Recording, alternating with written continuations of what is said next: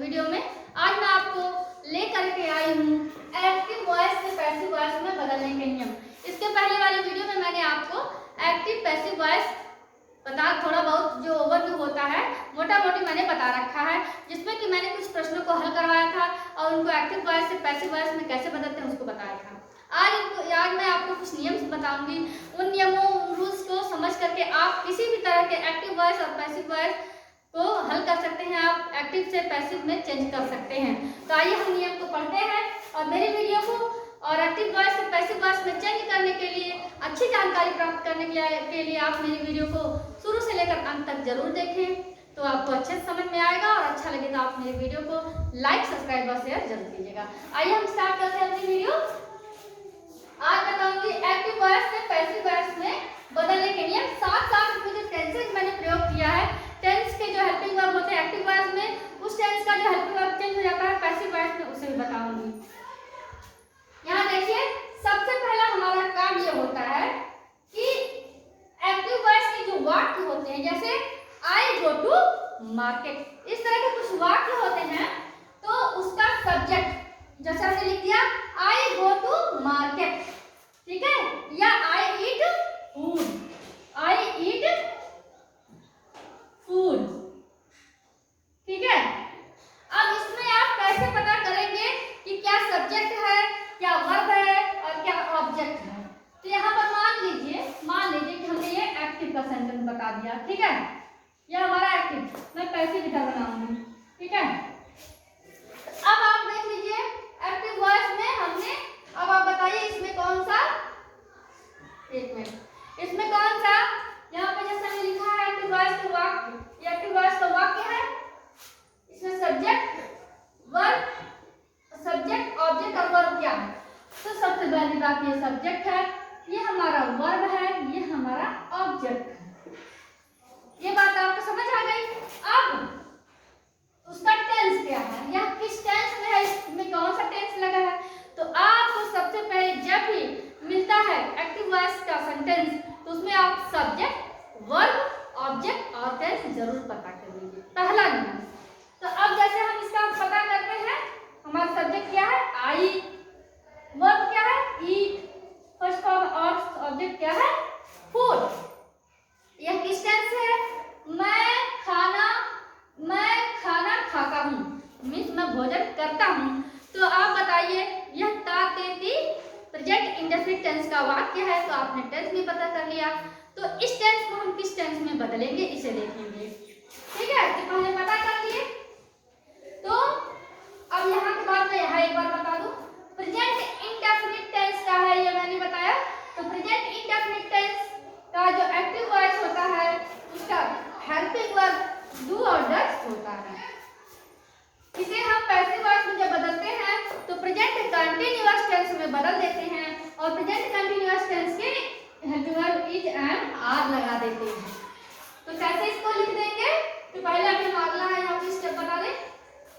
Active voice वाक्य के active object को पैसिव सब्जेक्ट बनाकर प्रारंभ में लिखते हैं। अब एक्टिव वॉइस का जो ये सब्जेक्ट है, इसे हम जब क्या बनाते हैं, पैसिव बनाते हैं, तो यहाँ पर हमने लिखा कि एक्टिव वॉइस का ये सब्जेक्ट है, एक्टिव वॉइस का ये ऑब्जेक्ट है। तो जब हम पैसिव बनाएंगे तो क्या लिखेंगे, यहाँ पर लिखेंगे जैसा कि मैंने लिखा कि एक्टिव का जो ऑब्जेक्ट है उसे पैसिव का सब्जेक्ट बनाएंगे। एक्टिव का यह ऑब्जेक्ट है, इसे पैसिव का सब्जेक्ट बनाएंगे तो क्या लिखेंगे फूड, है ना, फूड। और आगे हमने लिखा कि यहाँ तक हमने काम कर लिया, इस स्टेप के अकॉर्डिंग हमारा बन गया। अगला आता है पैसिव वॉइस की हेल्पिंग वर्ब नंबर तथा पर्सन के अनुसार रखते हैं। तो जो हमारा एक्टिव वॉइस था, उसमें जो हमारा सेंटेंस का टेंस था, पैसिव वॉइस के हेल्पिंग वर्ब में वह हेल्पिंग वर्ब बदल जाएगा। जैसे कि इसका हेल्पिंग वर्ब डू डज था, अब इसका helping verb is and are लगाएंगे, जैसा कि हमने यहाँ पर लिख रखा है इज एंड आर। इस टेंस का जब हमारा प्रेजेंट इंडेफिनिट टेंस का होगा, जब हमारा प्रेजेंट इंडेफिनिट टेंस का होगा, ठीक है। तो देखिए कैसे प्रेजेंट इंडेफिनिट टेंस में हमने लिखा है यहाँ पे फूड इज, क्या लिखा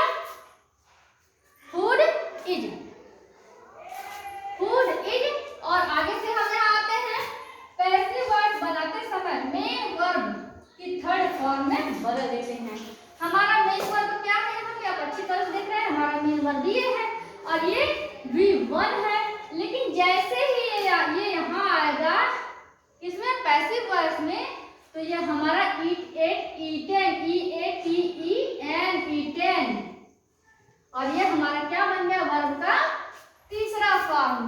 तो आप इस बात को समझ गए कि जब हम एक्टिव वॉइस के ऑब्जेक्ट को पैसिव वॉइस का सब्जेक्ट बना देते हैं और इसका टेंस बदल देते हैं, फिर वे मेन वर्ब जो है उसमें V3 लगा देते हैं। इसके बाद हमारा अगला स्टेप आता है पैसिव वॉइस बनाते समय मेन वर्ब की थर्ड फॉर्म में बदल देते हैं, जो हमने लगा दिया, बदल दिया।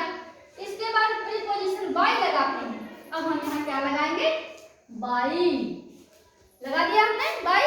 इसके बाद हमारा जो हम बिल्कुल नियम से चल रहे हैं, आप अगर नियम से देखिए और नहीं समझ आए तो फिर से हमारी वीडियो को दोबारा रिपीट करके देखिए, आपको अच्छी तरह समझ में आ जाएगा और आप हर तरीके के क्वेश्चंस को बना सकेंगे। देखिए अगला हमारा आता है कि अंत में वाक्य के सब्जेक्ट को ऑब्जेक्ट बनाकर बाय के बाद लिखते हैं। अब अंत में वाक्य के किसको, सब्जेक्ट को ऑब्जेक्ट बनाकर, मींस हम यह एक्टिव वॉइस का सब्जेक्ट क्या था, आई, मैं, इसका प्रोनाउन मी यूज करेंगे, बाय मी। एक्टिव वॉइस के सब्जेक्ट को पैसिव वॉइस में ऑब्जेक्ट बना दिए और एक्टिव वॉइस के ऑब्जेक्ट को पैसिव वॉइस में सब्जेक्ट बना दिए। हमारा ये देखिए कंप्लीट हो गया, ठीक है। तो हमारा क्या आता है बन करके, फूड इज ईटन बाय मी, ठीक है, प्लूरल के साथ प्लूरल वर्ब। देखिए प्लूरल सब्जेक्ट है फूड, भोजन बहुत सारे हो सकते हैं, दाल चावल रोटी, तो ये फूड हो गया प्लूरल, तो इज हो गया सिंगुलर के साथ, सॉरी प्लूरल के साथ, ठीक है। तो ये लगा दिया है, आप समझ गए। अब इसी तरीके से इसके जितने भी फॉर्मूले हैं मैं आपको आगे बता दूं।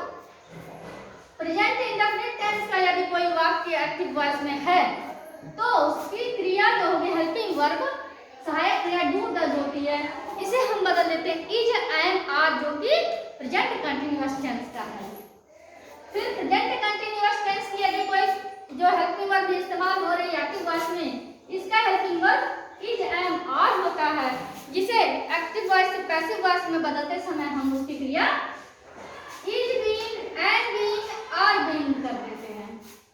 लेकिन कोई एक्टिव वॉइस है प्रेजेंट परफेक्ट टेंस में और उसमें हेल्पिंग वर्ब लगा होगा है, तो उसे हम बदल देंगे किसमें, प्रेजेंट परफेक्ट टेंस का बदल जाएगा प्रेजेंट परफेक्ट कंटीन्यूअस टेंस के जो हेल्पिंग वर्ब है किसमें, हैव बीन और हैव बीन।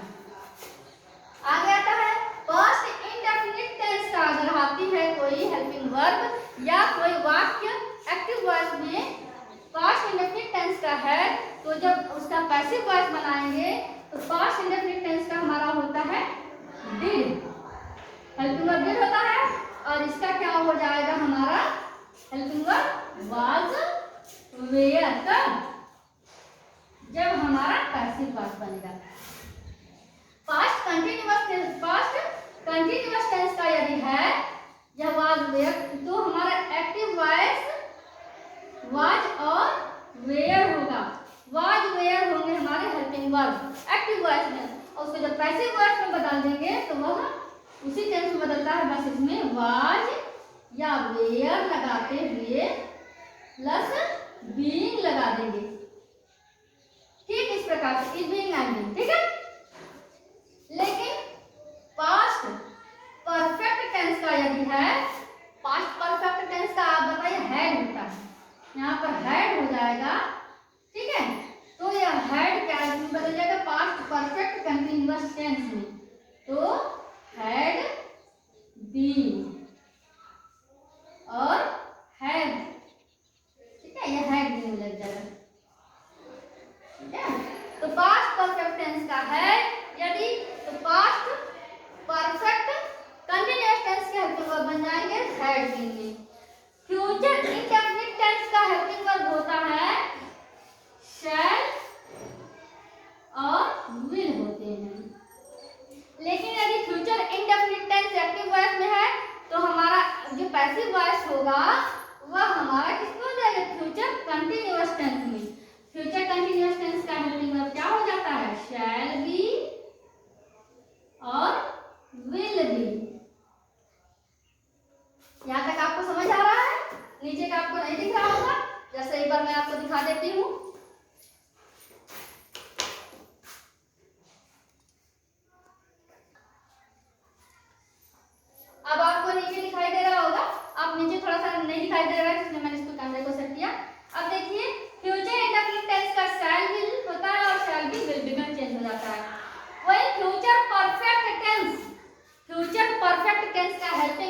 होता है शैल हैव और विल हैव। शैल हैव और विल हैव, तो ये किस में बदल जाएगा? फ्यूचर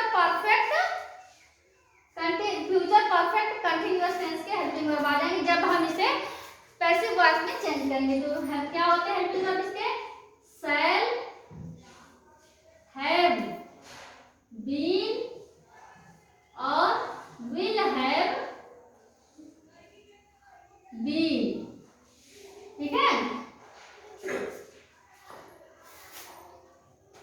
इस तरीके से एक्टिव वॉइस के जो भी सेंटेंसेस इन टेंस में होंगे उन्हें पैसिव वॉइस में बदलते हुए उनके हेल्पिंग वर्ब्स इस टेंस में बदल जाएंगे। रह गई बात फ्यूचर कंटीन्यूअस टेंस और जो present perfect continuous, past perfect continuous और फ्यूचर परफेक्ट कंटीन्यूअस के टेंसेस, इनके जो हैं पैसिव वॉइस नहीं बनते। तो आप इन नियमों को ध्यान दीजिए। और एक बार मैं लास्ट में आपको एक स्ट्रक्चर बताना चाहती हूँ जो मैंने यहाँ पे सॉल्व करवाया था।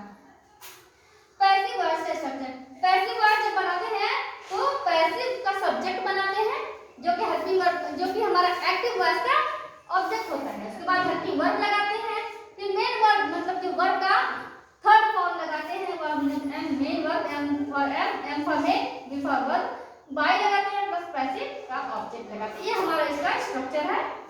आप चाहे तो इसका स्क्रीनशॉट ले लें। आप ना समझ में आए तो कमेंट बॉक्स में आप मुझसे प्रश्न पूछ सकते हैं। आप हमारी वीडियो को ध्यान से देखिए, कई बार देखिए, आपको समझ आ जाएगा। इसलिए मैंने आपकी सुविधा अनुसार ये जो मैंने नियम बताए, इस नियम के आधार पर एक एक चीज को स्पष्ट किया है ताकि आपको समझ आ जाए। उम्मीद है दोस्तों आपको मेरा यह वीडियो अच्छा लगा हो, तो इस मेरे वीडियो को लाइक, सब्सक्राइब और शेयर जरूर करें।